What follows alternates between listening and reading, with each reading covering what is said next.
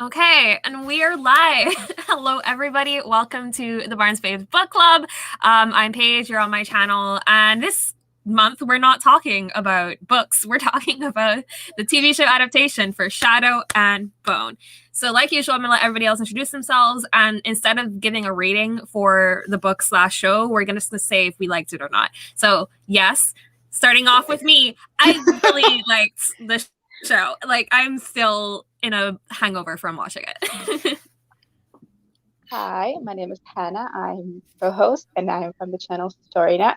And I liked it so much, I think I might just want to watch the show now and not read anything. Of course, we have a book club to keep running, but we'll see what happens. Should be me. I don't know if I'm going. Okay, yes. Hi, I'm Maureen from Maureen Kiwi, and I loved it. And I feel like, how can you not be in a show hangover after this show? That's it. That's the, like, all I want to do is either rewatch or like be in the world somehow reading different books. That's it. That's all I want. Hi, I'm Kira. I think I'm next in the order on my screen. I loved the show. I don't even know what to say. I think everyone's like encapsulated different emotions I felt. I keep saying that it feels like I've been on a breakup because like the loss is so great right now post show that like I've been waiting since I finished it at 1 a.m. last night to be in this live so that I can just scream about it more. Hey, I'm Anais. I loved it so much. I conned my roommates into watching it with me. And that was amazing. That was really fun. But I really wish that I had watched with one of you guys because I was screaming about a lot of things that they did not understand. Yeah. Hi, I'm Dulcie, and I was like trying to prepare for this live by like organizing my thoughts because they weren't organized at all, and literally like everything I have under each character or plot point is just like loved this. So that's pretty much me. Okay, so I think like exclamation points is in all of my notes. It's just like lol. I think the easiest place to start is like, let's start with the casting. How do we think they did, like, representing the characters from the books? They understood the assignment. They got the assignment. That's exactly it. I think I told Paige, I feel like it's so interesting even with the crows, because I don't feel like they're the crows that we get in Six of Crows, but you can see how they get to be that, like, where they are at that point of that book in this show. And I was like, how did you do that? Acting, but you know. The crows were amazing, and I think for me, and I think I mentioned this in a previous live show, the Six of Crows was fine when I read it. It didn't leave an impression on me, but I remember distinctly not liking Kaz, and whoa, like complete 180 because Freddie completely taking that personally. I know, I'm sorry, but I'm not really. But I think the thing that I really didn't like about Kaz in the book is he was just like, there was just like this one note to him. He's emo, he's angry, he's upset, and I get why he has all the reasons. But I didn't get the vulnerability. And okay, I'm complimenting him. Wait. I'm saying Freddie made me understand him and brought such a level of vulnerability and like nuance to him that I just was like, okay, maybe I need to revisit this character a little bit more because the way that Freddie, he was doing that Sebastian Stan acting with the eyes thing. That was the other. I was like, okay, I'm here for you now. Now I am. We'll see what happens next month when I reread Six of Crows. But yeah. So Freddie was amazing. Mal is the other one who I was very angry. Mal stands in this house. I finally. Listen, Mal, I don't care about him, but show Mal can get it. Like that's. Thank you, Archie, Father Archie. He does have a child. He has a baby. I'm not that. There's context. We were doing before the show premiere. We were doing age checks. We were like, let's do age. That's true. We did. We were. Yeah. Who else? David. Well, I mean, I loved David before we even got to the show, but the casting was great. Fedior, who I'm like, who is this? Like, I Yes. liked Fedior in the book, but in the show, I was just like, this person, I would die for you. But yeah, the casting, I think they just, as Elsie said, they understood the assignment. One person we have not brought up that me and Kira both enjoyed was the actor who played Matthias, because goddamn, that was unexpected. I said that maybe we wouldn't get a lot of them, and I'm glad I was wrong. I'm glad we got a whole ton of Nina Matthias, because those scenes were just the right amount of spicy in the episodes where like shit was going down and then they're just falling in love over in the corner. Like, what? I adamantly in our like group chat have talked about how I am not an abs person. Like my I don't want a man that can hurt me physically. I want them to be weak.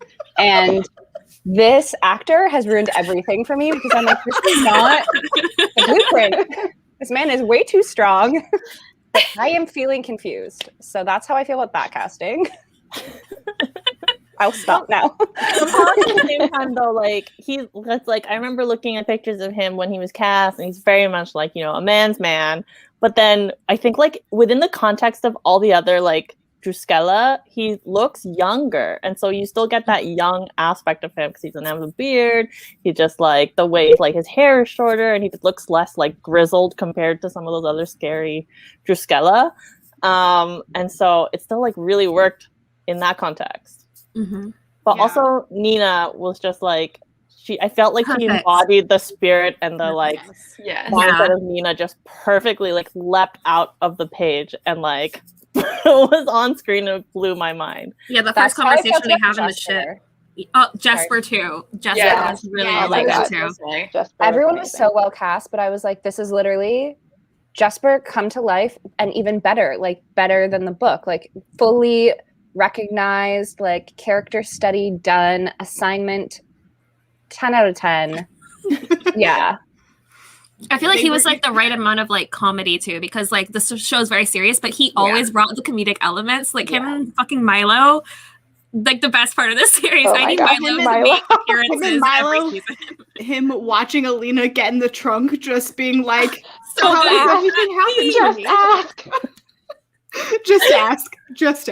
That scene was so good. Oh my god, that was amazing. Sequence. And just that character, honestly, it's hilarious how he was like the one who was taking everything so not seriously, and yet in every single heist, every single thing, I was like, Jesper's the one who keeps solving this problem. Like literally, like from the like when what's it called in the train thing. Mm-hmm. He's like freaking out, and then in the end, it's like, oh, Jesper's gonna save us all. Was that Jesper or was that Milo though?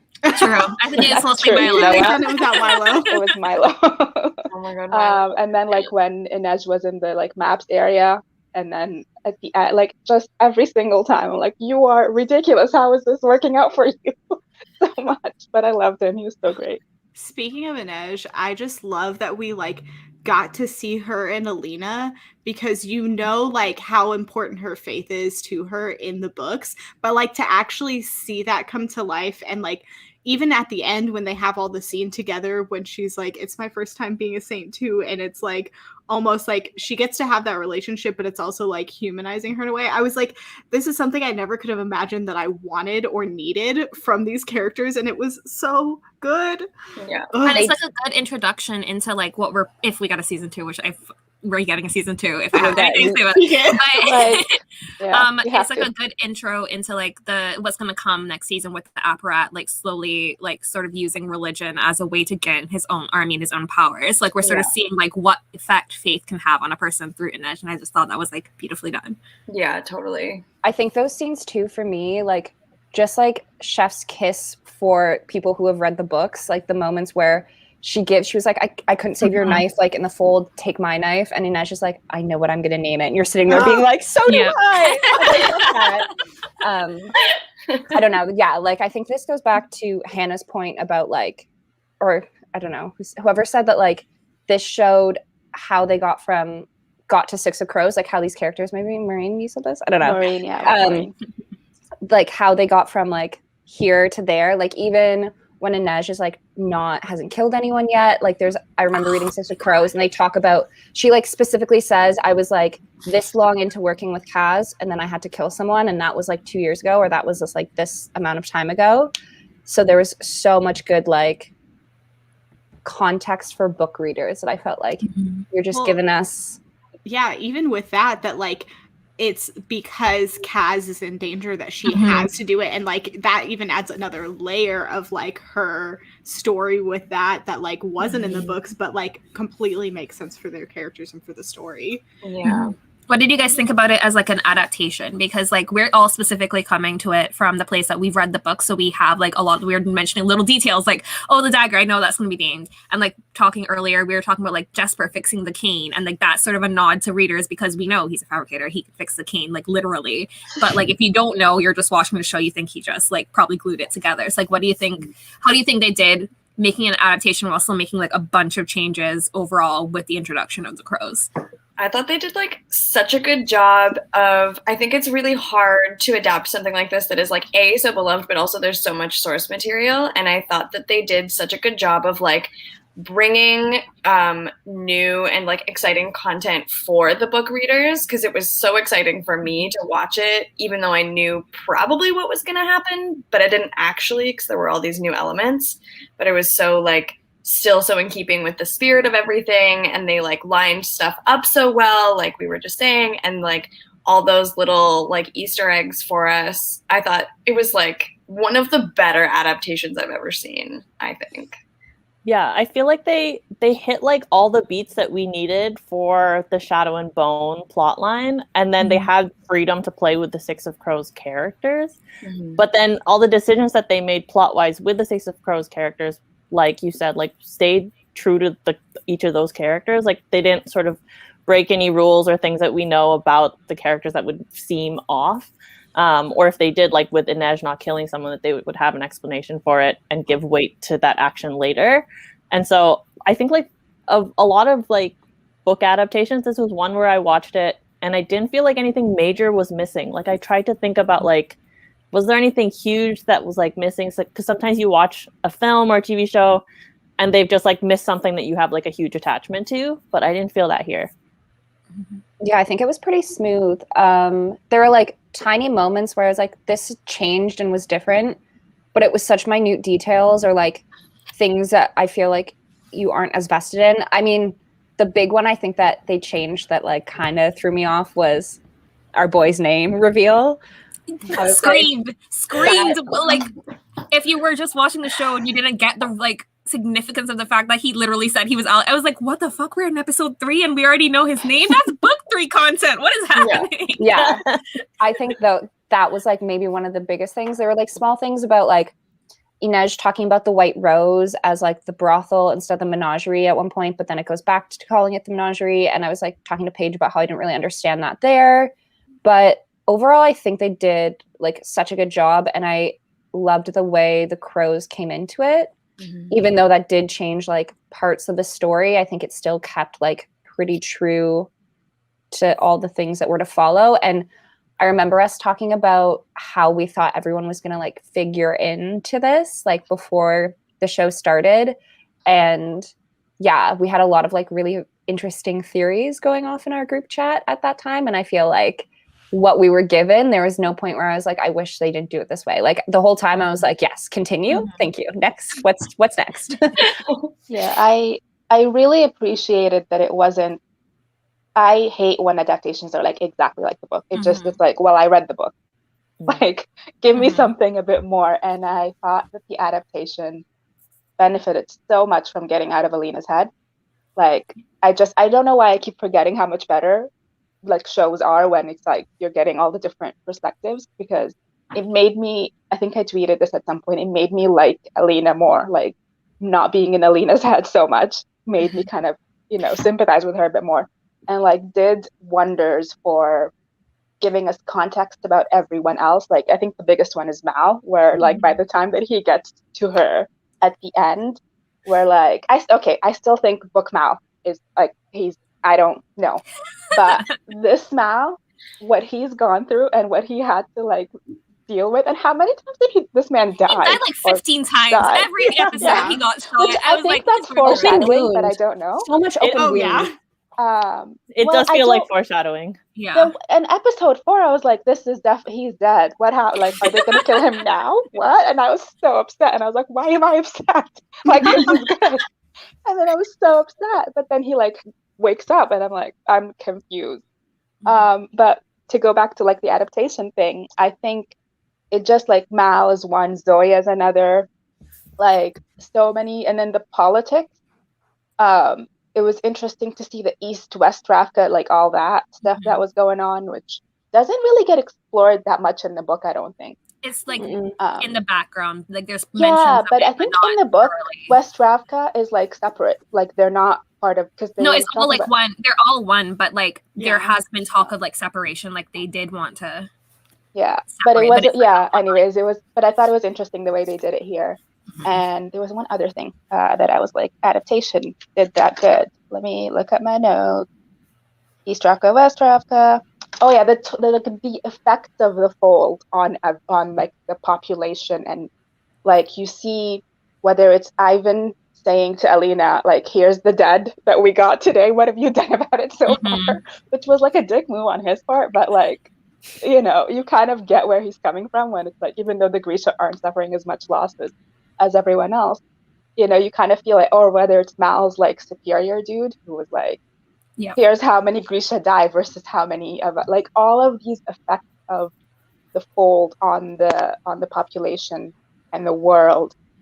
It was, I loved getting all of that stuff. Like my brain was like, yes, give me all of like this political whatever stuff that I feel like the book kind of hints at but doesn't really dive into that much.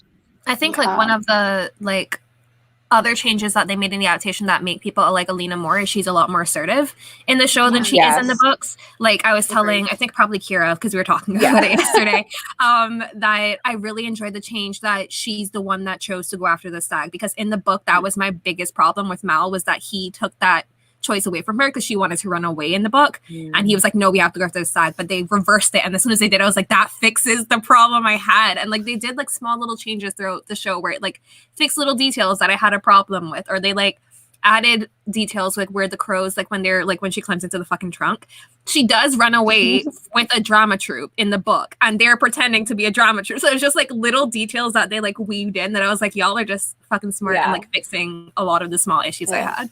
And like her kissing the Darkling first, which I think one of the things we talked about when we talked about. I know it was, but it kind of like when you kind of see where her point, like she's just come off of being like, okay, Mal, goodbye, and like all of that, and like reclaiming her power and being like, I'm gonna wear the black, and telling Jenny I'm never gonna go back, like all of that stuff, and then she's like, okay, now I'm gonna kiss you.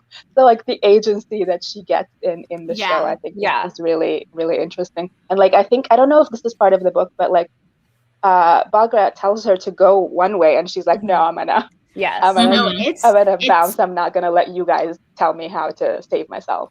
Yeah, in the book, Bagra just tells her to run, which I think makes that choice stronger, like you were saying, Paige, like, and it makes more sense for her to choose to go after the stag because she's already chosen to run away instead of go with the Grisha or whatever.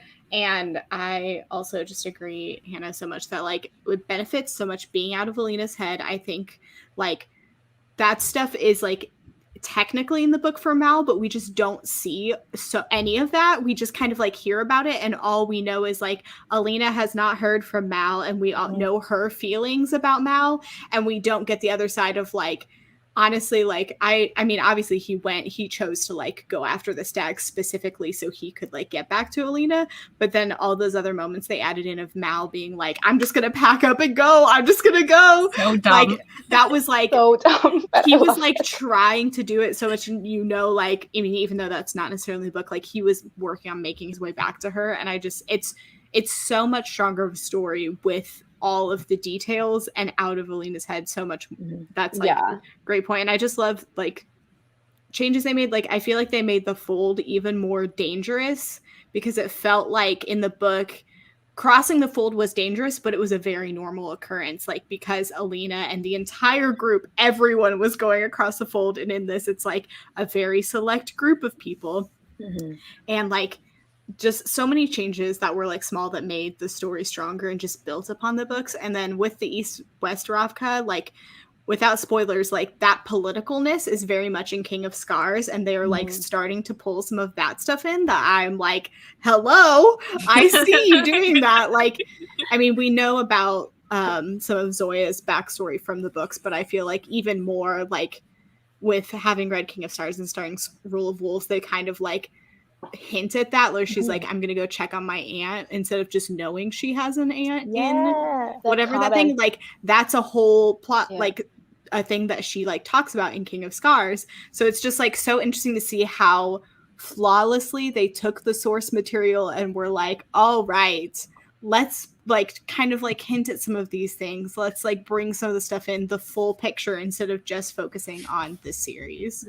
I think too, when we were talking about book 1, I remember people being like, this reminds me of like this era of YA where like this is kind of the trope and this is like this. And I think what everyone's saying, like they made these like tiny corrections throughout the show version that like fix some of those like irks we had with the trope, like when we first live streamed, like by Alina getting more agency and being like, no, she's always been headstrong and stubborn and she's always been ready to fight, even if she hasn't been like the strongest or like the oldest. Like they talk about her defending Mal against like 3 bullies that are way older at the orphanage. Like you get this current of like, she's not like weak and like Mal's like little shadow the whole time. Like you actually get this like fully formed person who's like making decisions for herself and like following through on them. And then on the same token, you're not getting like this idea of Mal as like the full himbo who like doesn't know what he's got till it's gone sort of situation. Like he comes through and is like being supportive of Alina, and there are moments when he's like, this is your decision, like I'm gonna do what you want, like how can I make you, or like when she's like, don't I scare you, and he's like, no. Like things that I think in the book really bothered me about like their dynamic, they started to kind of like fix in the show a little bit, or just like maybe like pull out of like the like update it to like a little bit of a better. They're making the subtext into text. Like that's the thing that I really appreciate. And I know that's the benefit of having things on TV, is that you can like make things really clear because people don't have like the books, like don't necessarily have like all the extra context. But that's why I'm like, I still don't think Book Mal is worth it. But because I think so much of what people extrapolate about Book Mal is a lot of it is not in the, like Lee's a much stronger writer now than she was in 2012. And maybe she's added all that context later and things. But I like when you look at Shadow and Bone in 2012 and the way it was written, like things like you mentioned, Kira, like the girl hate, like that weird stuff that was happening in Shadow and Bone. I was like, why is that even necessary? You know, like all of these things that were part of the time, and also part of probably being a debut writer. Like people grow as they, you know, as it's been 10 years almost. So I think making the subtext more clear was a big thing. But like I like that Mal from the beginning, like his friends are like, he doesn't stop talking about you. And I'm like, we didn't get that in the books ever. Like it was like Mal suddenly realized after she was gone that he loved her. But meanwhile here we've got him trying to steal food for her. His friends are like, oh yeah, he talks about you like 24/7. Like all of these things. I'm like, okay, now you deserve her. Before you did not. Now you kind of deserve her. Like in her doing things like getting locked up in prison for like, I don't know if like there's a whole racism thing, which is the thing that I hate most. But like a true friend is in jail with you, right? I know, right? Like I would expect, and how he lies y'all about will go to jail with me. I don't know before how he doesn't reveal like what he did. She's like, what? Why'd you end up here? And he's like, you know. I'm like, yeah, the usual. Okay. Yeah. Okay. I think that like to expand on Hannah's point, I think this adaptation benefited from happening now at this point of Lee's writing, like with so much story out compared to if it was like adapted right after the original trilogy. And so like there's so much more detail that they're able to like pull in. Like they don't have to adapt Shadow and Bone in like a vacuum and like just look at that plot. They're able to like, they're like, why not pull in this detail about this character now? Because we know, hopefully we'll get to that point of being able to adapt that story. So let's like plant those seeds now. Paige's point, we're definitely getting season 2 because they didn't even have the right to Six of Crows at first until the writer was like, what? I want to also write that story, I think. So I feel like they wouldn't have paid to get those. They put a lot of money into this show and into PR, so I feel like a lot of money into PR. If you guys followed me on fucking Instagram and saw that briefcase that they sent to people, so like much money into that. Anyway, Ardo has a question in the comments, which was what I was going to hint toward next for our conversation. What did you think about them turning Alina into half Shu and how the show handled racism, like inclusion of racism in the world? I was going to ask about world building specifically about this because I feel like this is the one part of the show that I was like, why, like, you didn't do anything with it, so why the hell did you they're just calling them half-breeds, and I'm like, as a biracial person, I'm like, okay, great, cool, love this edition, let's keep going with it. Like, I just felt like frustrated by like all the elements because it's just in the background, but no explanations are given. Also, there's other people of color in the show. Yeah. It just didn't, it was like all my fears of like, they've added this stuff, but they haven't really taken into context of like how it would actually change every interaction and the world building itself. So sort of like, y'all added it, but you didn't really do anything with it. Anyway, y'all's turn to talk about it. I have thoughts. Please cut me off if I'm going on too long.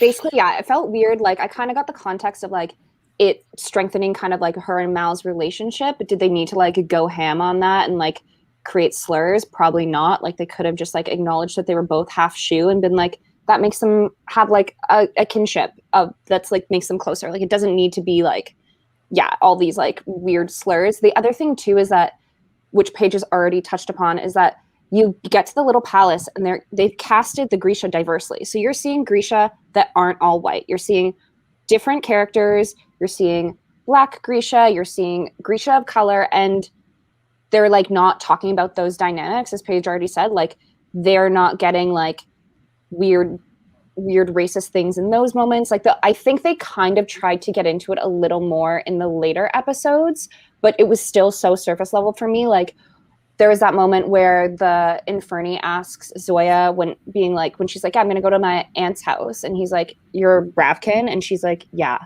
And that's it. And it's like that little moment where you're like, okay, so that's like the first time you see another character. Or when a diplomat during the fete calls Inej, she like misidentifies her from Novi Zem and is like, Zoya's also there being like, no, she's Suli. Like you get these couple moments where you also get the Inferni, who's the like twin of the Inferni that was Inej killed, where she's so like, she's like just being like straight up racist, just also, racist. She's like this blonde, blue-eyed woman, and like I was just like, this is a lot.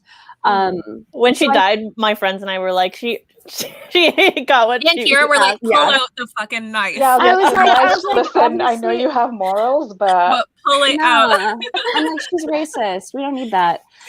So I guess that's my issue is like you decided to cast this world diversely in a lot of different ways, but you didn't consider the dynamics of people's like everyday lives shining through, and you're not engaging with it in a meaningful way. You're just kind of like adding it in and it's there, and you're not adding that into the politics in a meaningful way, at least right now. Like there are things that I was like, not really like for me, not really vibing with this.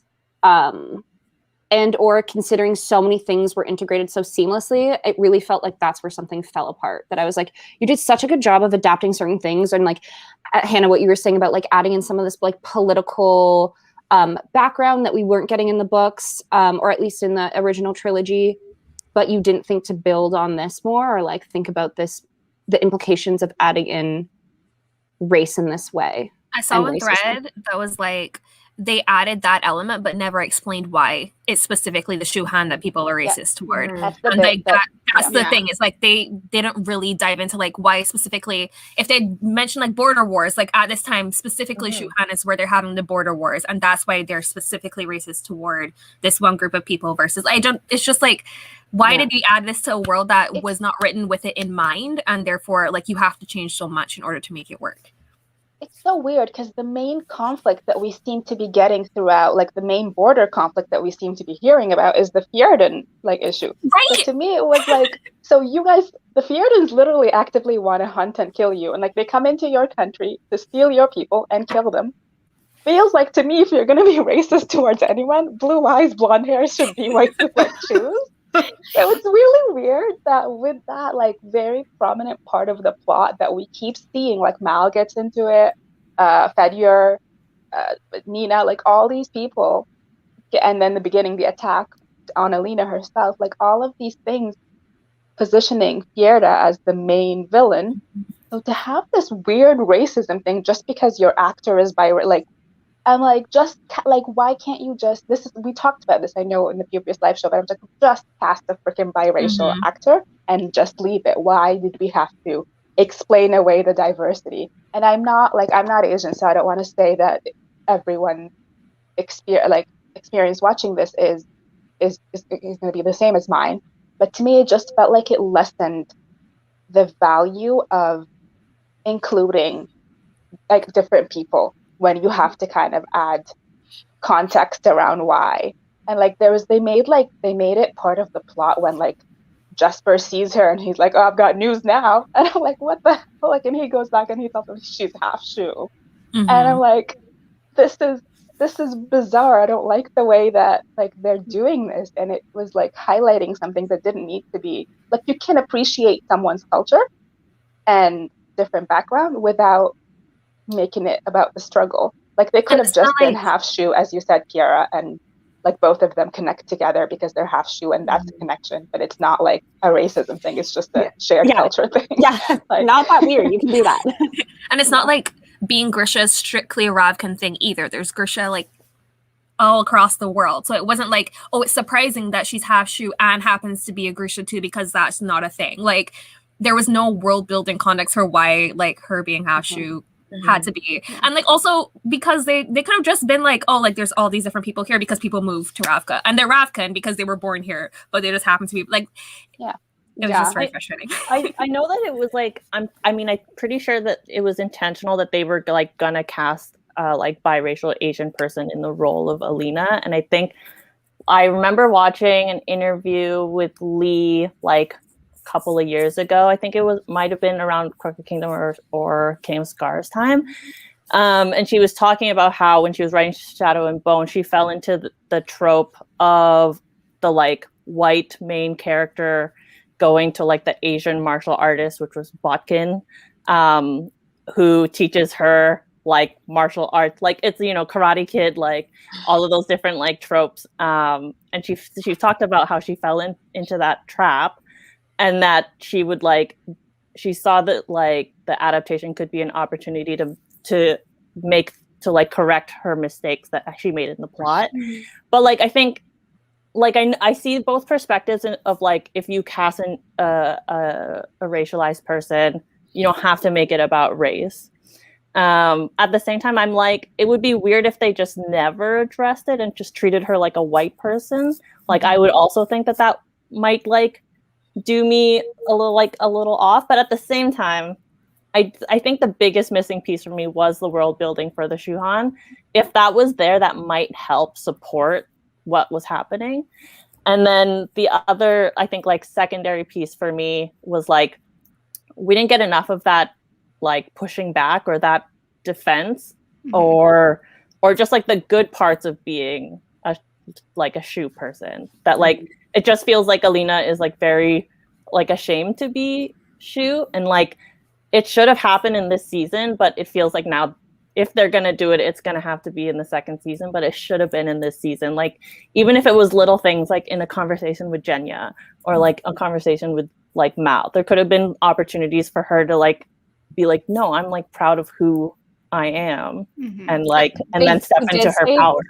They did say in a scene with Jenya, she asked Jenya not to change her eyes. And that was like the only time she like kind of like acknowledged that aspect of looking different. Though I was also really sad that we didn't get more Bodkin in this season because he was that's the one thing I was gonna say. And I think in the books he gave Alina so much confidence in herself and like helped her like come into her physicality of it all that I was like kind of sad not to see that.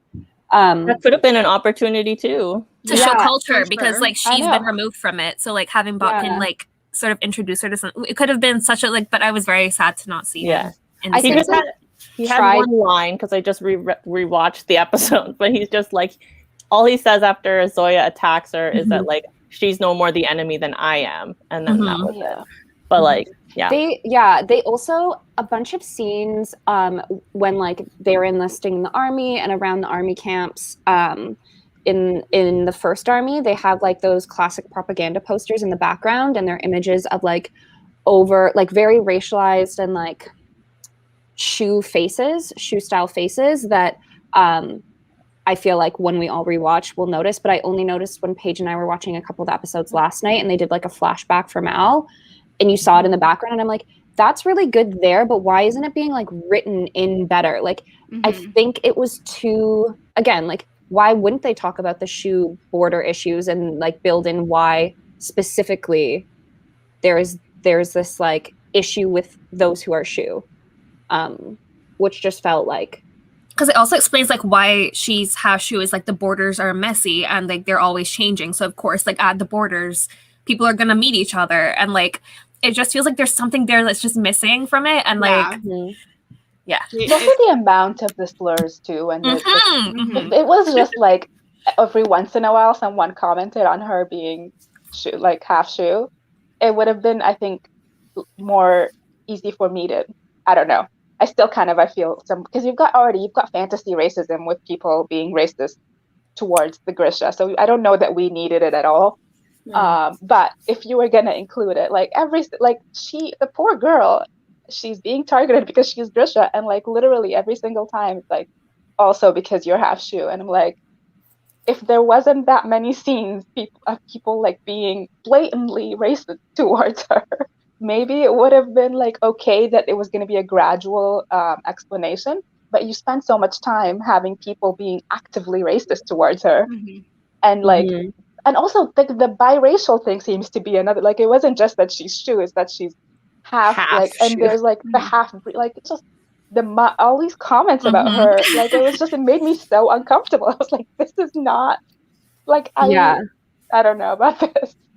I think Dulcie's also onto something though with like the idea of like them not doing anything. I wonder how that would have landed, because when we were talking about this a while ago, when we saw the casting and then maybe after the trailer was out, but how the actress Jessie was like, I'm glad that this was introduced. I think this is like an important conversation that needs to be had. So I'm sure different people feel differently about it. But yeah, I guess my thing is I wish the conversation had been done differently. Yeah, like I don't think, I agree, like Dulcie, I think you're right that it would have, to treat her like a white person would have been also weird, except that like my thing is there's no consistency. We don't see any of, and I'm not saying I want people to start being racist towards the Black characters, because that is not what I want. That's not what I want. But no one, like, we're not getting the sense that Ravka is like a white supremacist type of nation. Because that's the thing. It's like, what does whiteness mean in the society versus like what we perceive Yeah, as. and so I think more context around that maybe would have been helpful to kind of explain, you know, I don't know. I just feel like we needed a little bit more context around the world building, because and a little bit less racism. More context, less racism. Yeah. Speaking of like fantasy world building, like fantasy racism actually specifically is what Hannah said. How do we feel about the Dirklings flashback backstory, episode 7 intro? Give me I understood. I don't like the wig. Like, I get what they're trying to do with that scene and like giving him context for like the oppression of Grisha and like do all of that, but like why we have this and no explanation of Shuhan? Why is there like why not both? Why not, like, I feel like it would have been almost more beneficial to have like a flashback that's like explaining not how the fold was built, but like how the fold has affected people and like why it's caused, like, because obviously the fold doesn't just affect Ravka, it just mostly affects Ravka, but like it affects the other countries as well. Otherwise, why would the other dignitaries be there, where he's like, I can expand the fold, bye. But I'm like, I got it, but I don't think I liked it. I liked that we got to see, like, when Bagra said we need like a weapon that only Grisha can fight, like that part really helped me at least. And I think that it like did a really good job of illustrating the changing relationships of like Ravka to the Grisha and their sort of like shifting stance in the country, like their cultural status and everything. But I hated that his flashback made him more sympathetic. Like, can't he just be bad? That's like, literally what Kira said. And I was like, let this man be evil. In the books, he's not just like, he has the same like reasoning behind it, where he's like, I have to protect the Grisha. I have to, like, me, my family, the Grisha, we're ostracized, we're hunted. I have to make sure we're in positions of power. And then like the power, he just keeps going with it. But like, the reasoning was always there. It's just like it was the romance element of it. That like the woman dies. We didn't need 100% that. the romance. He's supposed to have a romantic Barnes? relationship. This man is supposed to be like centuries old, and you're telling me he's only liked women this whole time? That's a lie. That's bad. I'm sorry. No way. By Darkling or anything. Okay, but it is interesting in the flashback that I thought was like a really like the element of how the conversation with Baghra happens was the most interesting part of that flashback, because you can tell she remembers it a bit differently than it happened, because she does warn him off it, but she almost gives him the idea to start. And so, like, I know that, like, also she probably feels responsibility for, like, basically enabling that in a way, but like that was like the only part that I was like, I really like this conversation. But everything else, like the romance, even though the like him getting stabbed with arrows and then immediately healed was really like interesting, but also like why. But that part I was like, this, yes. And the creation of the fold, obviously. I also want to know why Baghra was sick. Yeah, I was confused by I didn't get that at all. Was she sick? I just thought she was laying in bed, she was like just living her coughing life. and like sniffing. She was sick. Yeah. Yeah. Which weirded me out a little. I did like that we get the background on the oppression of the Grisha, because I think that's something, again, like in a previous live when we were talking about, like, of course he's like hell-bent now, and he's been like literally holding on to this for centuries and centuries, and like at time and time again, the people he knows and loves and or gets connected to end up dying, or like these things end up happening, or people end up turning on them. So I did appreciate that background on like how deep the history of the oppression is. But I also do like that you want to see him be kind of cruel, like make him the villain. I want to see it. Thank you. Like, so I think that's why I thought it was weird that there was that romance element. Like, I think they could have just shown like he's with a group of Grisha, he was trying to train them, people turn on them, everyone gets killed, and he's obviously extremely upset. Like, I don't think we needed to have this like miniature love story in there for a second. Yeah, but I also didn't like his hair in that scene, so. It was giving me like Vampire Diaries flashback vibes. I was gonna say Vampire Diaries, like the originals. Yes. They go backwards. Specifically. I was like looking up their wigs. Anyways, it's the exact same. But yeah, I think like I could have done without the romance. Like now it only leaves you with more questions. It's like, why did he love that person? Who was she? Was she like also super powerful? Whatever. And then I was talking to other people, and then like, if you could have replaced her with a lamp that also had Heartrender powers, the scene would have gone the same. So like, we just didn't need that cliche of the like the Love. dead woman who like is a catalyst for the evil person. I didn't need it. Yeah. I just part of it is to. Sorry, Maureen, go ahead. No, you go. I was just gonna say. I mean, I feel I'm very conflicted about the flashback, but I think part of it is to kind of it is the romance, because I think in that same episodes then we get to see Alina and the Darkling and her kind of saying to him, but I could have been your partner if you'd given me a choice in the matter. And I think part of it is to like juxtapose. I don't know that it was done well, but I think that was part of it. It's like, oh, he loved someone and didn't have a choice in saving them or keeping them. So now he's going to force that one person who can stay alive to love him. I just remembered too that the Darkling has that conversation with Mal where he's like, she's going to stay young forever and you're going to grow old and like die. So I'm wondering if that was also part of the reasoning of having that scene, along with like the Alina Darkling relationship of like the Alina okay. Mal relationship.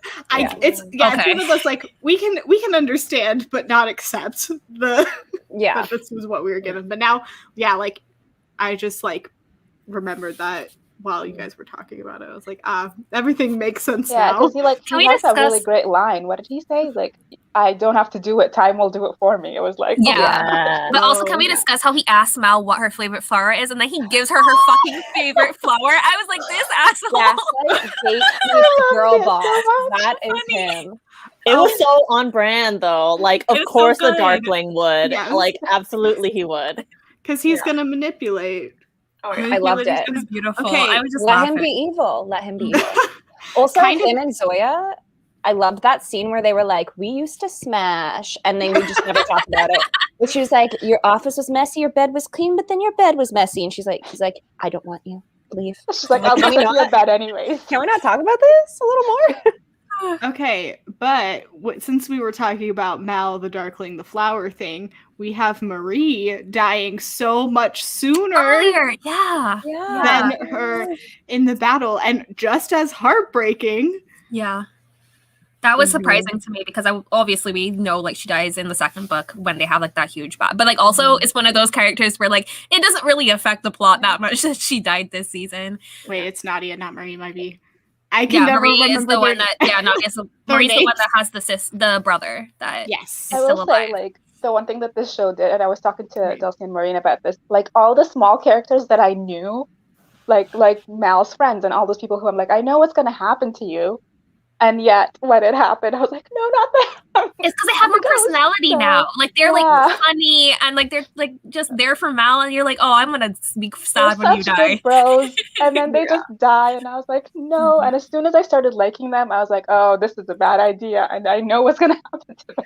And one of the guys, Dubrov, I think, is like when they're trying to tell Mal not to go run after Alina, the earlier episode, he's like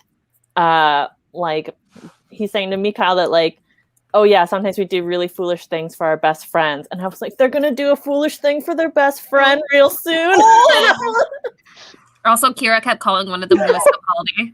Well, we were like, it's true. That's why I didn't think that's why I recognized him, but now that you say it 100%. Okay, I must say, one of my friends, Mac, texted me being like, Dubrov looks like Louis Capaldi. And I was like, it is. I no longer see anything other than this.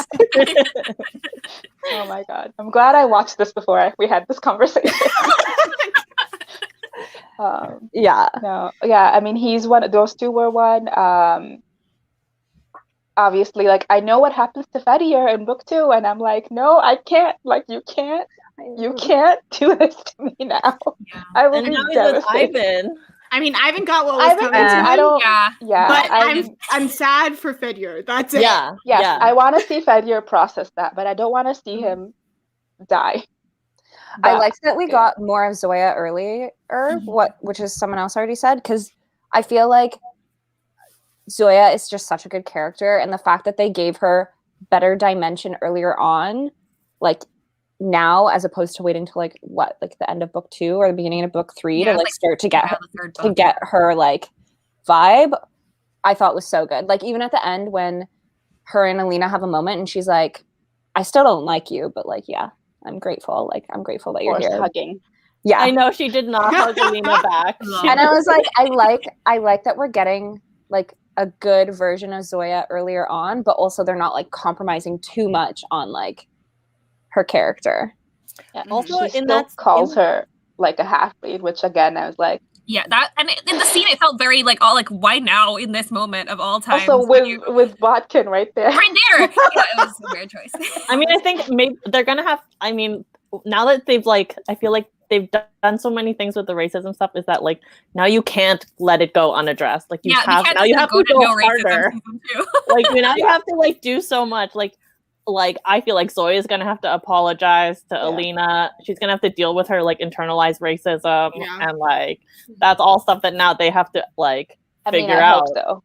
I Yeah, hope yeah. so. Yeah. I hope so. Right? Can we talk about the conductor? Because Oh my god, yes. value add character. Mhm. New guy, big value add. Him and Milo. Yeah.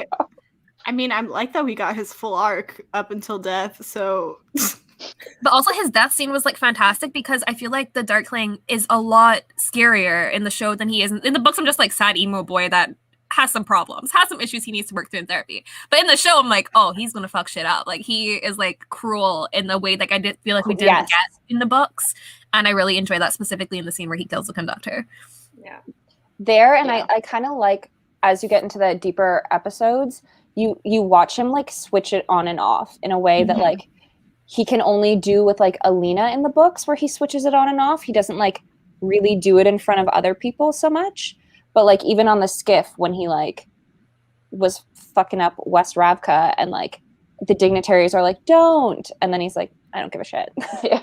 Like he's just like evil to be evil. I was like, yeah. When all of them die, and he's like, well, now I have to give that speech all over again. Again. I was like, I love that. Yes. There's no more pretending. Yeah. Like, oh, it was so good. He put that cape on and he was like, drama, I evil. laughed. okay. The first time we saw him, I laughed out loud because the cape was dramatic and for what? He was just like billowing but in the background. It was so For good the when he got off the vibes, horse, obviously. though. The horse scene was so smooth, and I couldn't handle it. Also, Yeah, I the, thought the horse slices someone in the half. Darkling's cut looks so cool in this. Yeah. Like Yeah. to have it like form as like a blade almost, and then Mhm. so Yeah, I was good. sort of expecting like just like a straight, I don't even know what, like a line of darkness that went, not like what they did. So I was like, oh, that's the one thing I'm like, oh, that was not how I pictured it. But everything else was like, I loved it Really when he tried to do it with Kaz. That one, it was like it was really Yes. good. Like the Okay. barrel, you see the me and Kira barrel. were like Exactly. losing our fucking minds that they were on a street together. That scene was amazing, but also I couldn't help but laugh and kind of poke fun that I'm like, okay, Kaz is like low-key a glorified magician in so many ways that you know he's just around the corner of the building. Like you can still go get him. He's like right there. Also, he does not have two good legs. He's not particularly fast. We see throughout the whole series that this is a hindrance to him. Like he would not have gotten very far. And the But, like, Darkling's he just like, didn't I'm care. harder. The Darkling didn't care though. He was just killing him for the sake of killing him at that point. Like he wasn't invested in like because he knew at that point that Alina. I think he was just like, okay, well, I'm mad, so goodbye. yes, Arno. Yeah. Kaz is. Maybe But this I is think- why I'm I like, feel like it pisses off the Darkling because Kaz is the one who tells them that Alina left of her own choice. Yeah. That's, That That was was- like, who is this child? that's Literally. such a good setup for probably how I bet they're gonna come back around for the final battle somehow because Alina's gonna call them and be like, "Hey, I need your help," and obviously they're gonna go, but like we're gonna have another Kaz Darkling face off. Like we have to. There's no way we're not going to with that first one happening like that. It's I funny love because it. that's such Okay. fan service because like when you read Six of Crows, you're like, I want to see Kaz and the Darkling interact, and we did see it. What? Guys, I can't wait to see more of Ketterdam too. I Yes. was Yes. living. Loved it. On the note of like characters colliding, I quite enjoyed when Inej threw a knife and it did hit the Darkling, just like square in the chest. Yeah. And then he just pulls it out. Like Yeah. that doesn't impact. I should have I taken like more how than annoyed this. he was at them all. Did you guys see that when he like pulled out the dagger? It like spurted a little blood, and I was like, "Was that necessary?" They're trying to be anatomically correct. There was a lot more body horror in this than I was like Oh, expecting. I Like, with was the into color it. The specific- color. The That color was was horrifying. Hated it. Yeah. But Oh my god. I just. Okay, I was telling Paige I have a theory of why the collar is like this because I really like obviously we know what the collar signifies. We know that the collar is like a sign of him enslaving her straight up. And if it was like a necklace or like a little choker that they like added to her that was outside of her body, people would make merch of that. People would be like, we're gonna make a necklace, and that would be not a great time. So that is my theory for why they okay, made that I change. really like that theory, Maureen. I really Because like that theory. I Like know fans. there would be shops. There would be shops that would be like, we're just gonna have like a little chain with some like antlers around it, and I'm like, we can't do that. We cannot Yeah. go there.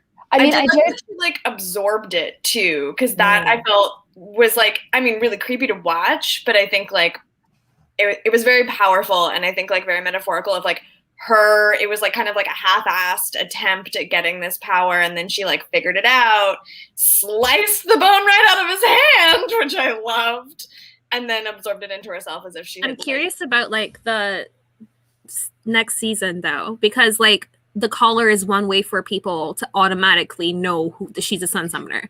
So how are they gonna like make it that like she can't hide who she is, because that's a huge part of like I her in bet the you books they is will trying be to hide. leaning into her being half shoe, Half shoe. yet again. Of course. I there we go. was thinking about this as I lay awake last night after we watched it all, just like thinking about things, thinking about so many things. Like that. And I was like, yeah, she's not going to be wearing the collar, which is like a major identifier in the second book. And then I was like, yeah, but this whole time everyone's been like, oh, but the sun summoner's half shoe. Like, so I feel like that's what they're going to lean into. But I also like that sorry? It makes sense with Jesper's comment, like him going like, I've got news about a summoner, and like she's half shoe. Oh, just like yeah. So are you telling me there's no other half shoe people in this world that might get well, mistaken? think about it though. In the map, I think in the map it's Ravka and then Shuhan and then the rest of the world. I'm not like, am I wrong? It No, could be. just at the top, and then like Novia Zems across Oh, the right. screen. Yeah. Okay. Never mind. So there's no reason. I wonder what's gonna happen with the Jurda stuff in Six of Crows. And I was like, maybe is that why they leaned so hard into the Shuhan racism? But like, it obviously hasn't happened yet. So how no. They did the one mention of Gerda. Yeah, like she did in Yeah. the second book. So I feel like they could easily start weaving in that part of Six of Crows into season 2 content. Yeah. Yeah. There's also Maybe a view. No, you go. There's also a view of Zoya's amplifier, which I didn't catch on the first watch, but when I watched, like my friend pointed it out, and then I went to go look back, and it is like a tiger's tooth like sticking out of her wrist. Yeah. Body I really horror. don't look for that. Wow. Why? Like really? it's like when she's in the tent and she like goes like this, and the smoke of the candle goes out. Yeah. She has. I thought it was just like a quick glance. It just looks like a bracelet, but then you realize it's not like fully enclosed. It's like this thing sticking out of her wrist. I hate it and I love it. Yeah, It yeah, bothers that's how I me. feel. It bothers me, but I want it. I don't know. Here's the reason why they I did don't body want it horror, on because they're me. like, don't buy bracelets of tiger tooth, don't buy necklaces. But I also wonder if that like feeds into the prejudice around Grisha, because like that's pretty gross, and I feel like maybe people are like these demon people fuse bones with their bones. Like how They are bonesmiths. Yeah. Yeah, I was about to say it's probably tying into the bonesmith element of Morzova stuff. Yeah. But like I'm not a body horror person, so We got the Morzova stuff super early too. Like I Thank think you. I was like, what the heck? Bagra mentions it, or Alexander mentions it. Like he's like, we are his like descendants. We're getting book 3 stuff in season 1, so guys. early. Mm-hmm. I don't Because mind Alina was at the fountain when she said like the whole Black Heretic situation as well, which is something we didn't learn at first.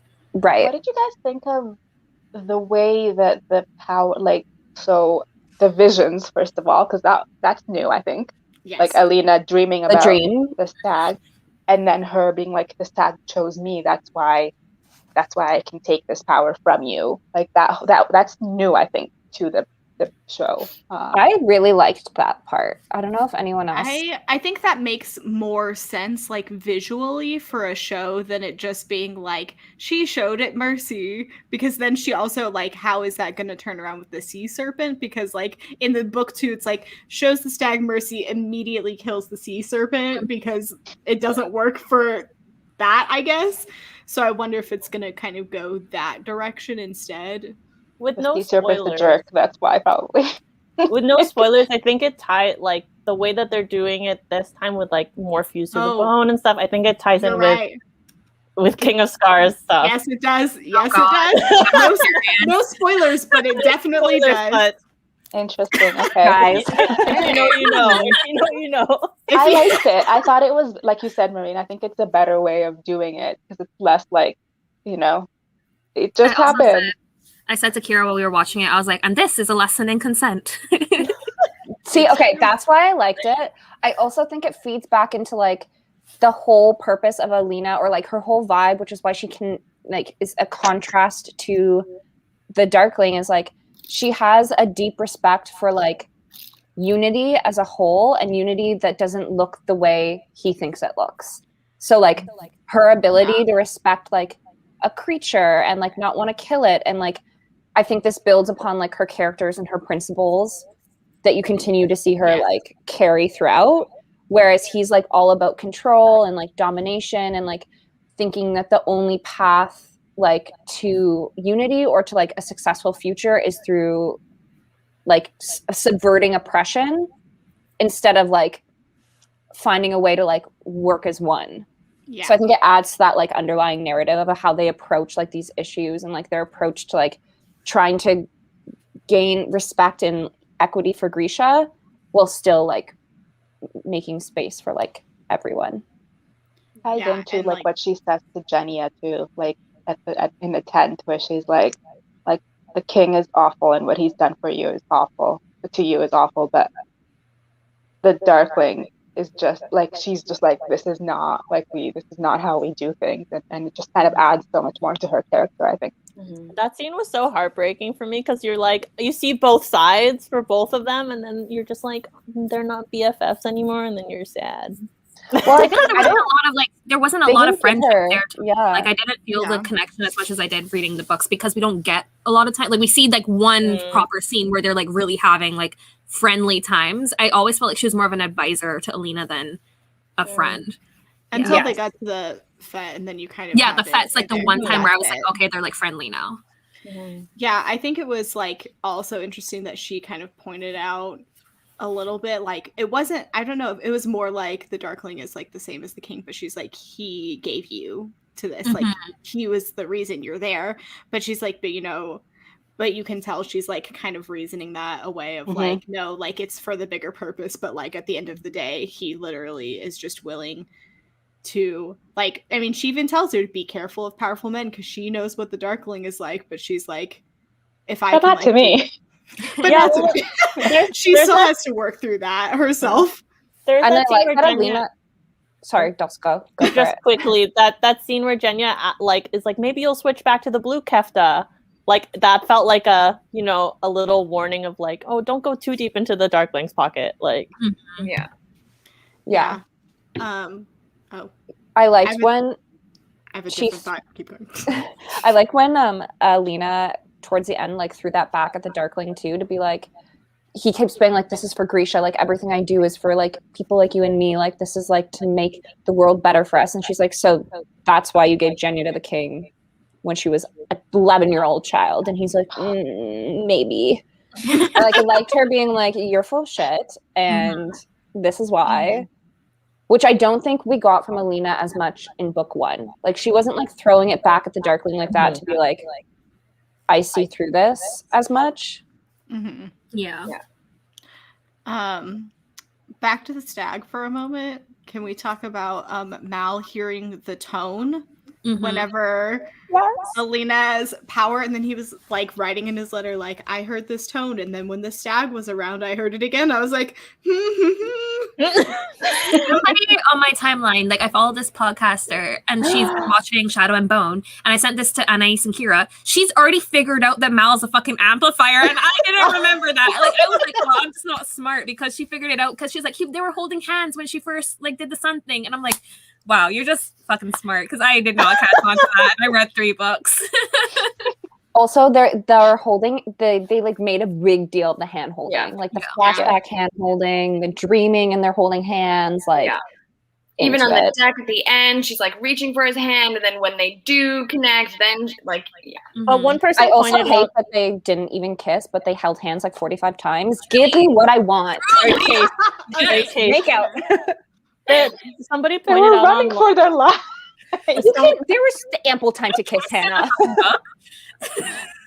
Someone pointed out when Alina first shows her power, like in the book, it's like she's like sad because she thinks Mal's dying, and then they're touching, and then like she shows her power. But in the show, she is also attacked by the Volcra, and then that is when she like unleashes her power, which makes it feel more of like a it makes it feel less tied to Mal, even though Mal is like an important part of that puzzle. Like it is still like, again, I think it's another piece of her showing like her agency, her power.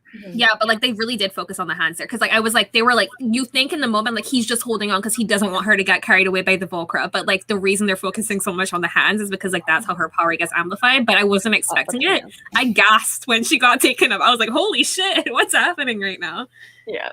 Can we also talk about how many cute lines they gave both of them between like True North, Meet You at the Meadow? I was like, and he's like, I'll always find my way back to you. Don't you dare say Meet You at the Meadow. They've redeemed the word always from me. They've taken it from JKR and put it in the series. Yes. And that's how I'm only thinking of it now. the producer, the guy on Twitter that Eric. he's a producer, right? Okay. He tweeted something that was like, and like Jesse is our true north. And I like literally was crying at that tweet at like 3 a.m. when I was still not asleep, being like, yes. Yeah, like we didn't touch on her during the casting conversation, but I am like all for it. I'm ready to follow her into battle. Like I'll be there with this like the cult of the Sun Saints. Like I'm there. Honestly, all of these people, I want them all to be like immense stars after this. Like if they can take these characters and do so much with them and like embody them so well, I'm like, everyone, star power, let's go. Yeah, I agree. The casting, I think specifically the crows was like my favorite, just because like the way they interact with each other, and like because we're getting the three of them first before we get them knowing Nina and Wylan eventually when Wylan's introduced to the series. But I just loved this. They all had the small mannerisms that you expected from the characters, that even if we were getting a different story, I can't not picture them as the characters when I'm reading Six of Crows. That's who I'm going to be picturing while I read it. Oh my god, I love that. Does anyone have like they're casting for Wylan? I kind of want them to do what they did with this. Like I feel like Ben, like random. Yeah, Ben and his like they're the only two characters that are like known actors. I think everyone else is kind of David also, but like everyone else is almost an unknown, which I thought really worked. I kind of want them to do that with everyone, to be honest. Same. So we have to look forward to. We have Wylan, Nikolai, Tolia, and Tamar. Pretty much, we have all of them to look forward to. And then maybe like Harshaw and the brother. Harshaw. Yes, and Adric. What's his name? Adric, yeah, they definitely will. And I feel like we might get two Nikolais, because we have to get, unless they do some really good like facial makeup, because more we get body horror, where like he's like a ginger that has like a messed up face, as we're told like every chapter until he's revealed to be Nikolai. So like they could do like a double casting for that if they wanted to, like not make the person sit and like in the makeup chair every day to get like prosthetics put on to look different. Yeah. I wonder if we're gonna get any other like Ketterdam characters too. Yeah. Because Pekka Rollins was not what I expected, but I thought it was really good casting. I thought the guy with the mustache was more Pekka Rollins than like Pekka Rollins, to be honest. Yeah. So, yeah. Terrifying. Pekka Rollins was so scary. I was scared. I was like, I don't know if I totally got him being scary in the book, but who they casted, I was like, no. It was big Peaky Blinders vibes. It was big, like, this is like straight up like gangster stuff. I loved it. It gave me like Peaky Blinders meets Pirates of the Caribbean. And that's all I just want more time in Ketterdam, to be honest. Also, I just gotta say, Pekka Rollins was Scottish in the show. And I was like, really? No. It's like a thing that he's Irish. In the movie. I mean, in the book. Oh, yeah, you're right. Oh, because is he from the Wandering Isle? Is that? Yes. I wonder if they're making Wandering Isle just Scottish instead of... No, they're Irish because Nina puts on the accent. Nina's like, I was going to say, I said that and then I remembered Nina having the accent. Yeah. Also the guy that owns the ship, the slaver ship that she talks to, is supposed to be Kalish, and he has an Irish accent in the so I wonder if they're episode. kind of doing Scottish Irish with those two. Yeah. They're just like all of the UK except everybody else has a British accent. Everything that isn't British, but elsewhere. Some of Yeah. the Russians had Russian accents. Just didn't like. I just like whatever. I'll take My it. brain didn't click in. The only accent I really noticed was Matthias's because it was great. Yeah. I loved Mm. it. I was here for that I accent. am so conflicted over Matthias. I don't know what to do with myself. We were remember James Baldwining ourselves. We were watching the episode being like, we probably should not be simping for this. I'm like, this man isn't kind of an incel, but Yes. I'm That's the not thing. Yes. as angry as Very I thought I misogynistic. would be. Listen, I don't know what happens in Crooked Kingdom, but right now I'm like, girl, you're better than being with a Nazi. Like, what the fuck? Like, a Nazi apologist is what he is for me right now. I'm like, Yeah, it was funny, the scenes with them, and I was like, the vibes are right, but the fact that this guy, his every whole time he opens his mouth, ideology yeah, I was is like, like he's gonna like. It felt like, you know, when there was all these controversies about like Nazi romance books. That's what this felt like to me, and I was like, it makes me very uncomfortable. And then of course, because I love Fedior, when she was like at the end, I was like, girl, no.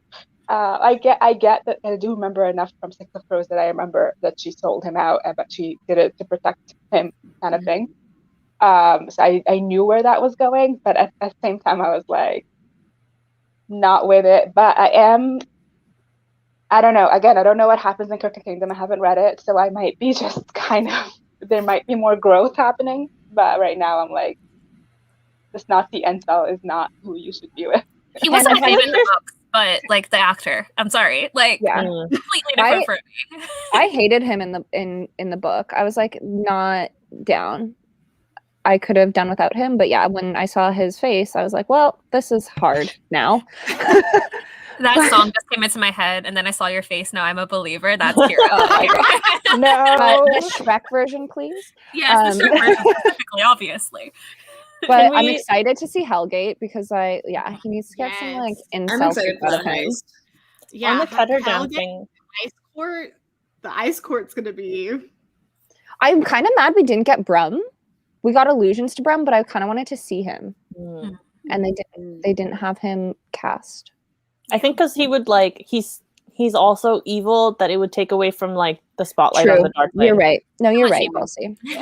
I think it'll be interesting because Mal and Alina are on that ship also going to Ketterdam. So I'm like, what are they gonna do in Ketterdam? Like, Well, don't I mean, they it is a good stop? place I think to they hide. stopped but, there. like, I think it's first multi-stop. on their- Yeah? They stopped there first on their way to Novisium, I think. Yeah, I think because they also were- the boat got Nina and Matthias from wherever they were, our Tech, our whatever, and then they were going to also Carvo where our crew was, our crows and Melina.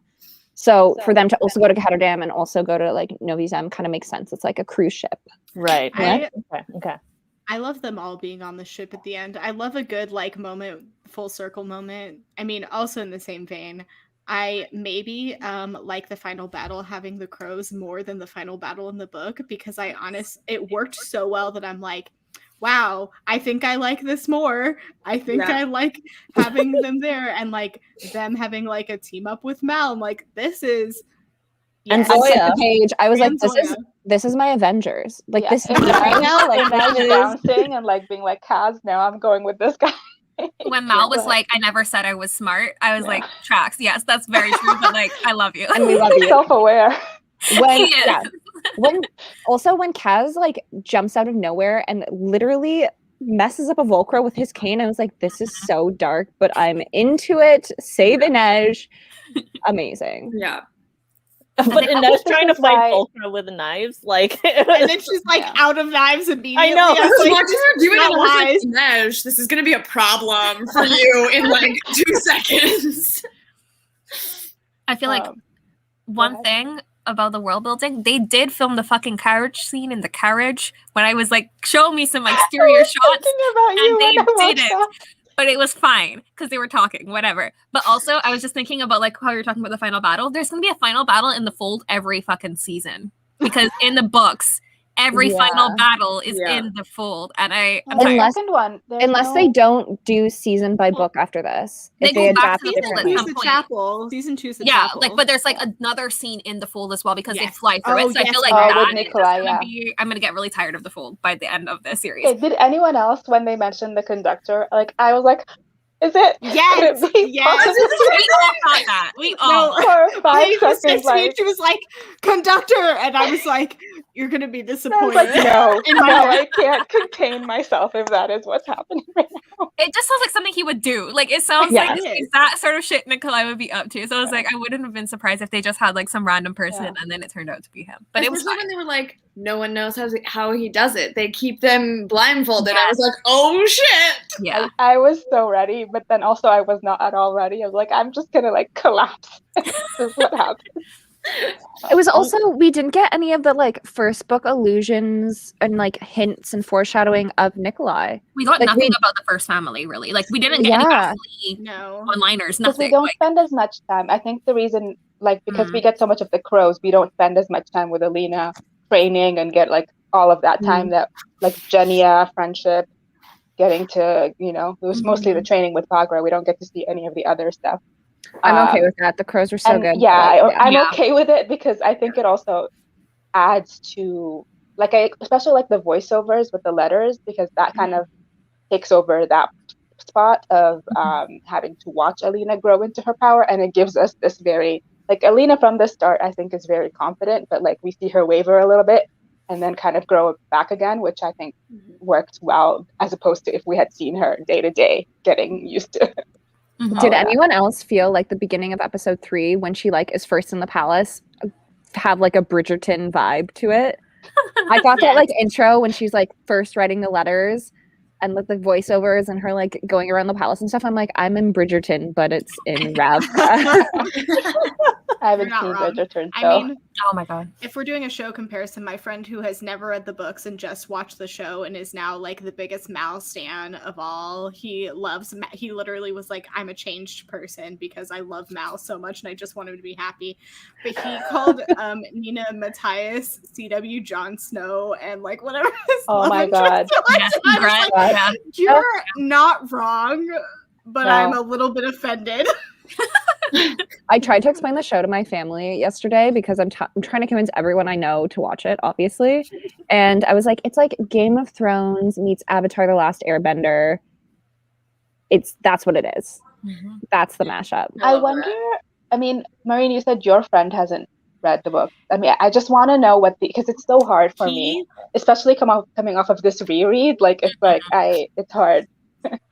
He loved it. Like, I was so like, because I feel like if you're watching the show thinking from the books and you're like, I don't know if this makes sense to people, I don't know if people like are as invested as I would be, and he literally is like the most invested in Mal like that I've ever seen of anyone, like more than Alina. He's like, Mal, I love Mal.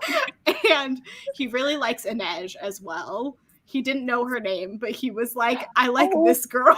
He doesn't know anybody's names. He called the Darkling, he just called him the general. He was like, no names. Everybody is just the worst and I hate them except for Inej and Mal. That's it.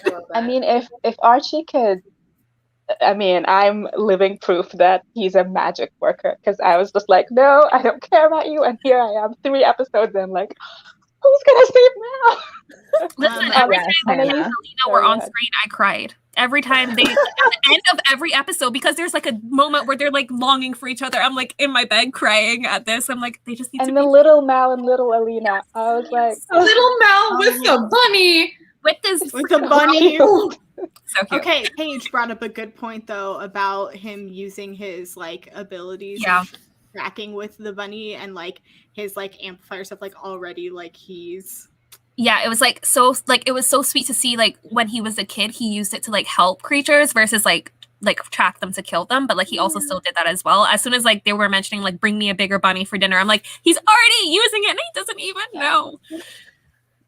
but I was gonna say, Anais, you made your roommates watch with you. How were Yeah, they? what is their? what did they I think? want to know. Okay, yeah. So, I mean, one of them is useless and doesn't have an opinion. Hope you're not watching. The other one really liked it. I like haven't done a full debrief though, so I feel like I need to go do that. It was really cute though. we like watched the first like 6 episodes straight on Friday night or whatever. And then yesterday I woke up and she was like, have you watched more episodes? Like, I want to watch with you. And it was really cute. So she really liked it, but the one, like the biggest thing that she said was she didn't know why the Nina and Matthias storyline was in there. I was wondering about that because That like was why are they included? Because you don't know, if you don't know like Six of Crows, you don't know that they become part of the team. So like, why are we this random person? Yeah, and I like think that's why they tried to tie her in with Fedior. Like they tried to do that a little bit at the beginning. I think that's why. Anyways, sorry, go ahead, Anise. Yeah, no, I was just gonna say they like tried to weave Nina in a little bit, but I think because you don't see her, like you have to, something that I have a hard time with stories with like made up names or like is I don't always track who is who unless I can see them or unless I've got subtitles on. So I think maybe she just like didn't piece together when they were trying to like weave Nina into the story, but she like wasn't present. But yeah. I will say, like, as like fans of the book, I remember even when they were going into the fold, I was thinking, how the hell are they gonna bring in Nina and Matthias into this? Because up to that point, it was like there's so like you could technically, I mean, we love them, but you could technically remove them, and nothing about the main story would change. And I can see why someone who's not familiar with the book might be like, what the fuck was the point of this? I mean, that's why you get the scene at the end with we need a heartrender thing. Like, hey, it's hello. really just to move like the chess pieces to where they needed to be for 6 of Crows. I think it's also really, I'm interested to see people's journeys who haven't read the books, if they only watch the show, and like what their opinions are of Nina and Matthias having their backstory first before, because like that stuff we get later after we are already introduced to them, already know their dynamic. It's kind of like a go back and like be like, this is what happened to them. But in this case, it's like, no, let's talk about what happened first, and then it will go into like how they function later when she gets him out of prison or whatever. Yeah, I would have made Matthias like more sympathetic in the books because you're like saving him from being wrongfully imprisoned, and then you kind of find out why. So I guess like maybe I had an easier time sympathizing with him when I read him. Kira's like, no sympathy for this man. I think you might be onto something, because I mean, he's a nice person to look at, but I was just like, Nina, you can do so much better. And I really was not vibing. Like okay, that's a lie. I was vibing with their dynamic. I was not vibing with the optics of like, this guy wants you dead and is about to take you to a place where like the whole fear and obsession with the Grisha is really weird. Maybe I'm missing something from the book, but I'm like, why you go out of your own country to hunt other people? Like, that seems a little excessive to me. I think it becomes doubly weird too in the ice court. I guess we can. We're doing that later. I was like, I'm gonna not get into that. But I watched the first 4 episodes with my roommate too, and he was loving it. He was really into it. I think we're gonna watch some more tonight, so I can keep everyone updated. But he said the thing that he was not following as closely, or was like a little bit confused about, were like the borders, which is kind of something we've already talked about. That he didn't really get who was at war at first, because the Fjerdans attacked, but I was like, no, there's like borders everywhere and there's issues everywhere. So that was something that needed some explaining. But I think so far he's into it. I feel like he's picking up on a lot of like the foreshadowing that the show's doing, and like he's made some correct guesses so far. So like he's like, oh, is this happening here? And I'm like, I'm not telling you, you have to watch the show. So, and he's like quite invested. Like he texted me this morning being like, did you finish everything? And I'm like, I will still rewatch with you. Yes, it's fine. We're going to watch it. Don't worry. The vibes of the show are immaculate. So I can see people kind of tagging along. Like, it's kind of like with me and The Witcher, to be honest, because I have not read the Witcher books, do not intend to read them ever. But like the vibes of that show, I'm like, yes, I am into it. Like, so I just want Netflix to basically do every fantasy book series ever, and fill that hole where Game of Thrones used to live with all its complications. I feel like of everything, like the music in this gave me Game of Thrones vibes. Like it was So much. perfection. I Like was the way they listening to ended it. every episode. Ooh, so Yeah. good. Kaz's scheming music, guys. So good. Scheming Yes. music. Loved it. Did you guys notice that there was a tone in the music when Mal saw the stag and when Mal and Alina were together? And I was like, Yes, you just talked about this and then you did it. it was really good. Cry. So do you There have was one other thing that I wanted to bring up, and now I'm forgetting. Well, this is a wrap-up thing. So are we ready to Okay. wrap up? Yes, I feel like we've been talking for an hour and a half. I think it's safe to say we could probably. I was gonna say, does anyone I'm have sorry. like a favorite Is it too episode long? or favorite scene? Like, because I think I have a favorite episode. Is it Sure. 5? Such a good question. Can I go last? I'll go first since I'm the one who asked the question. I think episode 5. Like, I was doing really well and invested in everything up until episode 5, but episode 5 it took me literally an hour and a half to watch because I kept having to pause. And then I was talking to Maureen and told her about it. Like, as I was watching, I was like, guys. And just everything, I think everything came together so well in that episode. And then the ending with like, just ask. I was dying. So that was my favorite. But then my favorite scene is the Darkling and David. With the hand. Of I course. just collapsed. I was like, I can't, like, my favorite thing ever. I'll jump off that. I'll just jump off because my favorite's the exact same. It's episode 5. I think like that was where things start really like hurtling forward. The Bagra scene felt like her lines were like ripped from the pages of the book, and it was perfect. It was like one sort of part of the book that like you wouldn't want to be touched, and it was just so nice that like everything she said was like exactly what the character said, and so that's why like that episode I think is top tier. But one of my favorite shots is, and I was trying to find a way to bring this up earlier, but there was no good way. But it's when the Darkling is emerging from the fold at the very, very end of the show, and then the Nichevoya starts forming behind him, and you're like, oh my god. More body horror. Again, I hate it, but I like it. I don't know. And Like, the you don't see foreshadowing that to in the Nikolai, book, right? and like all of that stuff. Yes, when like you see like the black, I'm like, that's what Nikolai's gonna look like. Anyway. Yeah, that was it for me. Trying to think, like This is too hard. I don't know why episode 4 is like in my mind. I don't know why it is, what it is about that, but I feel like that one was the episode. I don't know. I can't say It what was the happened. most emotional one. That's when I was like, okay, I understand Mal now. I get it. And I was like, that is probably 100%. I remember crying at the end of it. So that is why. Is episode 4 True North? Because then that might be. Let me check it. Hold on.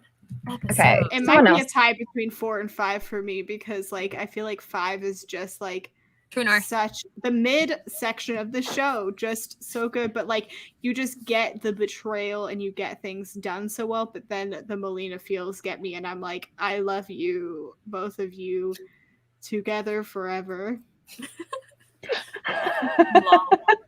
But yeah, episode 4 was True North, so that's why. It's because it was like the Melina, like we see his perspective of everything and him trying to fight his way back to her, and I'm like, oh my god, I cried. That's when I officially switched allegiances and was like, I hate this show. Amazing. I feel like I don't know that I could like pick a favorite episode until I rewatch it, because I think that I binged the first 6. That was the wrong move. I think I did this poorly. No wrong move. No, you did it. What? I said no, you did it. You did it the right way. I would have done it that way if I had time. But I think I like lost a lot. I was also like live texting you guys and drinking, and I think that I needed to just like exist in a bubble and watch it. Anyway, but I think like episode 7 for that reason had like a really big effect on me, because I had watched it separately, and then it was like all of these things are tying together and I know how it's gonna end, but do I not really? And oh my god! And then, so I got really excited. But my favorite shot I think was Jess and Milo emotional support vote. Correct. I think Mal seeing Milo is one of the standouts for me. When you see the fucking bullet dangling from his neck, I'm like, Milo! I thought Milo was dead, so I was very relieved. Calling Milo a good boy was a very quick serotonin release. My brain was like, roll it up. I think I've decided my final scene is all of them around the fire at the end. That's my favorite, just because I'm like, it feels like the end of the team up, and it's just like, I really just love having all of them interact, and it makes me so happy. Or them on the boat. That's also like a good one. Or It's kind of like the whole show. I think my favorite scene was them honestly fighting on the skiff together. Because like you just have Mal run out and he's like, I'm gonna do something stupid, and Jesper's like, that's my brand, so I'm right behind you. And you get like the crows coming out, and I'm like, you're like, I know this is gonna be good. And you get to see like Zoya and Inej like have a little moment. Like it's just so nice, and it like worked really, really well. I think my favorite episode is 4, if it's a True North episode. Is it also the episode where they like try and join the troop? Is that what happens, or is that 5? Probably. Yeah, I feel like it's right that's before. the beginnings of that, like when we see Inej like doing the little acrobat. So good. Sabotages that girl. As soon as the girl dropped in the background, I'm like, the conductor did that. Like, I think I don't know why. And me and Sam just looked at each other, my roommate, and we saw her dropping. We were both like, why? What? I think 4 might be my favorite then. Only because you like see all the moving pieces start to like click together. You get like, there's some good stuff happening.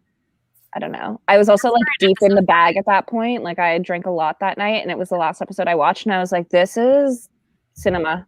So emotional. Like I will say that episode was just, it was perfect. If we're gonna give prizes for different kinds of things, the emotions in episode 4 were just like, the feels were perfect. Jesper in episode 5 was fantastic. Like his whole little mini romance with the stable boy. Me and Kira were like losing our ever loving minds. And then like the whole like her getting into the cart too was just like, he's having the best day ever. Like this is the day that's going for him. I need it's like everyone's suffering and dying, and meanwhile Jesper's like great time. When he's like saying to that guy, he's like, he was like, weren't you an actor? And he's like, no, I couldn't act to save my life. I'm like, Jesper, you sweet man, I love you. I love also, I know we talked a little bit about them, but like I love Jesper and Inej's friendship. I just thought that was, Kaz and Inej I think that's what I'm gonna be like really into when I don't know. We'll see. I want to read the books again and I'm just like, did I read a different book than everyone else? I don't know. Because I liked Inej in the books. I did not like Kaz. But in this, I was like, this relationship is giving me angsty vibes, and I'm into it. He didn't get vulnerable Kaz, because I feel like he's more vulnerable in Crooked Kingdom than he is in Book One. Which is what I had problems with, I think. He just seemed too one note in the book. Meanwhile, this Kaz, I'm like, I love it. The angst was just like a special mention to that scene when Inej is stitching herself up. Yes! And the 3 of them are in that, and like, of course Kaz is like, I'm out of here, I can't look at that. And then like Jesper is like, I also can't look, but I will stay with you because I'm gonna support you. And the whole time he's like, I'm gonna throw up, and he looks and he's like, ugh. And she's like, you literally shoot people, and he's like, can't do it. And even like his comedic, like her being like, I had to know because of Menagerie, and he's like, that's fucking dark shit, but still here for you, but not looking. I loved it when she was like, you're making this hard or something, when he's like, you should trust Kaz, but you should also do your thing, and I'm just supporting you because I'm a nice friend. And then she was like, wait, why are you gonna, okay. Or also when she like calls Jesper Jess, Kaz is like shook to his core. Like, Jess. And he's like, yeah, they're both like, yeah, whatever. Also a nod to the Jess in Novi Zem. I was too. And then he's like, it means, what did he say? It means friendship. Yeah, really. She's like, no, it does not. At this point, we've just named every scene. I love it. Like, we're like, one scene, every quote. Every scene, every episode is the best. The end. Yes, correct. I might need to rewatch it, to be honest. I'm probably going to rewatch it. I really want to right now. And Yeah, Dude. maybe I'm I'm gonna start from like episode 3 probably because I feel like the first 2 I remember really well, but 3 onward I want to rewatch. Danny and I are starting from 5 tonight. If anyone is, I will. I'm in. I'll text you. Done. Oh my god, I love this for us. We're already planning to rewatch it. Like the live show's not even done yet. We're like immediate go rewatch. Let's just turn it on right now. Like everybody. We just live react to it. Oh my god. Okay, one prediction for potential season 2 is how we'll end out. Like, what's one thing you want to see in season 2 if we get a season 2? Nikolai and Alina. I need that dynamic. I need that, like, are we flirting or are we Them friends? sitting on the dock where they like kiss. Yes. Yes. Yeah. Oh, sorry. No, actually, I need Mal and Alina to kiss, like, first scene of season 2. Like, if it doesn't open with them making out, I'm protesting. First scene. No title card. Only Alina and Mal making out. Well, they make out in the first chapter, so Yeah. Thank as you. long as I get that. I want I that remember. to be how the Darkling comes back. I want them to be like, finally they get to make out, and then like something happens and Mal he like pushes Mal out of the way. Oh That's no. That would be it. Melina forever, but Kira would riot. One thing I don't want that Paige and I talked a little bit about is I don't want them to really do the heist next book. I want there to be a little bit more space because I feel like the heist is too much to do separate unless it was more episodes. If it was more episodes, I could be okay with it. But it feels like that. But of things I want to see in predictions, I think they're gonna like CG or do face makeup for Nikolai because they get to keep the mannerisms the same. But I think my prediction is that she's not gonna kill the Sea Whip. It's gonna be something different with that since they changed the stag. But that's a more serious prediction. But that's fine. Are the scales gonna sink into her? Can't wait. She's just gonna have a scale on her fucking wrist. it was gonna be like a tattoo. It's gonna be shiny. oh I think it's gonna sink in. yeah. We got it. So. Yeah. What about you, Hannah? I'm gonna be boring. I kind of want to see how just how the like because now Alina. I mean, I want all of that stuff with Alina and the Six of Crows people. But one of the parts that we've always kind of not really gotten much of is how the Ravka situation changes after this big thing that happens in the fold. So I'm kind of curious if we're gonna get anything about like the Grisha separating and some of the like what's gonna happen there, because it feels to me like it's gonna be like pretty dramatic. So I'm curious. I mean, it was pretty dramatic in the book, we just didn't get to see any of it. We just saw Alina coming at the end. So I'm curious to see that. I'm also curious to see David and Jenny dealing with the repercussions of their actions. Yeah. And because, I mean, David is so pure, but he just did this awful thing. So anyways, those are 2 things that I want to see.